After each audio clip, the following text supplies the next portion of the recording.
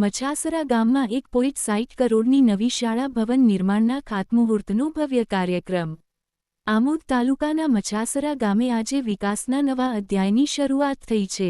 ગામના બાળકોને સારા અને સુવિધાસભર શિક્ષણના હેતુથી 1.60 કરોડના ખર્ચે નવી શાળા ભવન નિર્માણ કાર્યનું ખાતમુહૂર્ત આમોદના ધારાસભ્ય શ્રી ડી કે સ્વામીના હસ્તે વિધિ સાથે ભવ્ય રીતે પૂર્ણ થયું।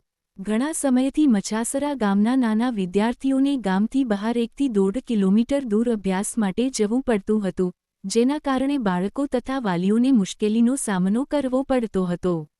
આ પરિસ્થિતિને ધ્યાનમાં લઈ ધારાસભ્યએ રાજ્ય સરકાર પાસે વિશેષ અનુદાન પ્રાપ્ત કરાવી આ મહત્વપૂર્ણ કાર્યને વેગ આપ્યો। કાર્યક્રમ દરમિયાન ધારાસભ્ય ડી કે સ્વામીએ સરકાર તરફથી ગ્રામ્ય વિસ્તારોના વિકાસ માટે આપવામાં આવતા શૈક્ષણિક લાભો, અનુદાન યોજનાઓ, સુવિધાઓ અને ભવિષ્યના વિકાસ પ્રકલ્પો અંગે વિગતવાર માહિતી આપી હતી।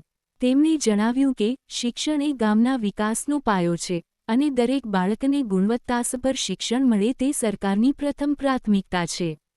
ખાતમુહૂર્ત કાર્યક્રમમાં આમોદ તાલુકા ભાજપ પ્રમુખ, મછાસરા ગ્રામ પંચાયતના ડેપ્યુટી સરપંચ, ગ્રામ પંચાયતના તમામ સદસ્યો, તાલુકાના ભારતીય જનતા પાર્ટીના અનેક કાર્યકરો, ગામના નાગરિકો તથા મોટી સંખ્યામાં વિદ્યાર્થીઓ અને વાલીઓ ઉપસ્થિત રહ્યા હતા। આ નવી શાળા ભવનના નિર્માણથી આગામી સમયમાં ગામમાં શૈક્ષણિક માળખાકીય સુવિધાઓમાં ક્રાંતિકારી સુધારો થશે અને બાળકોને ઉત્તમ શૈક્ષણિક વાતાવરણ મળશે તેવી સૌએ આશા વ્યક્ત કરી હતી।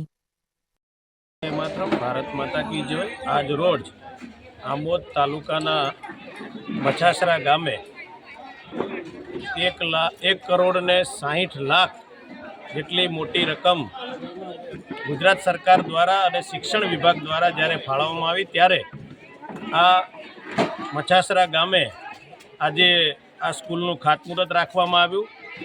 જે ખાતમુહૂર્તની અંદર ભારતીય જનતા પાર્ટીના પ્રમુખ દીપકભાઈ, તેમજ મહામંત્રી શ્રી હિતેશભાઈ, તેમજ અશોકભાઈ, તેમજ ડૉક્ટર રાહુલજી, તેમજ ગામના ડેપ્યુટી સરપંચ એવા આદરણીય સિદ્દીકભાઈ, તેમજ ભારતીય જનતા પાર્ટીના બિલાલભાઈ, મુન્નાભાઈ વગેરે ગામના સૌ આગેવાનો અને સૌ ભારતીય જનતા પાર્ટીના કાર્યકરો તેમજ સ્કૂલના બાળકો અને બાલિકાઓ ઉપસ્થિત રહી આ પ્રોગ્રામને ખૂબ સારી રીતે દીપાવ્યો।